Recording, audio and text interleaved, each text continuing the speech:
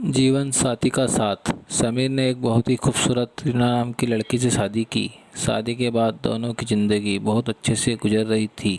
समीर रीना को बहुत चाहता था और उसकी खूबसूरती की हमेशा तारीफ़ किया करता था।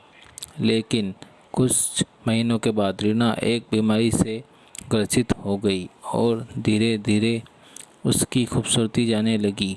खुद को इस तरह देख रीना के मन में डर समाने लगा कि यदि वो बदसूरत हो गई तो समीर उससे नफ़रत करने लगेगा और वह उसकी नफ़रत बर्दाश्त नहीं कर पाएगी। इस बीच एक दिन समीर को किसी काम से शहर से बाहर जाना पड़ा।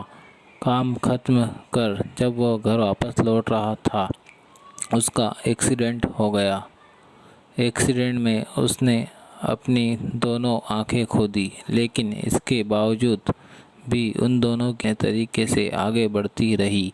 समय गुजरता रहा और अपनी बीमारी के कारण रीना ने अपनी खूबसूरती पूरी तरह गंवा दी। वह बदसूरत हो गई, लेकिन अंधे पति को इस बारे में कुछ भी पता नहीं था, इसलिए इसका उनके खुशहाल विवाहित जीवन पर कोई प्रभाव नहीं पड़ा। वह उसे उसी तरह प्यार करता रहा। एक दिन रीना की मौत हो गई। समीर अब अकेला हो गया था।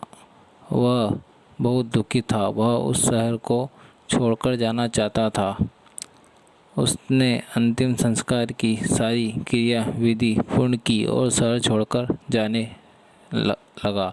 तभी एक आदमी ने पीछे से उसे पुकारा और पास आकर कहा, अब तुम बिना सहारे के अकेले कैसे चल पाओगे? इतने साल तो तुम्हारी पत्नी तुम्हारी मदद किया करती थी। समीर ने जवाब दिया, दोस्त, मैं अंधा नहीं हूँ, मैं बस अंधे होने का नाटक कर रहा था, क्योंकि यदि मेरी पत्नी को पता चल जाता कि मैं उसकी बदसूरती देख सकता हूँ तो यह उसे उसके रोग से ज़्यादा दर्द देता। इसलिए मैंने इतने साल अंधे होने का दिखावा किया। वह बहुत अच्छी पत्नी थी, मैं बस उसे खुश रखना चाहता था।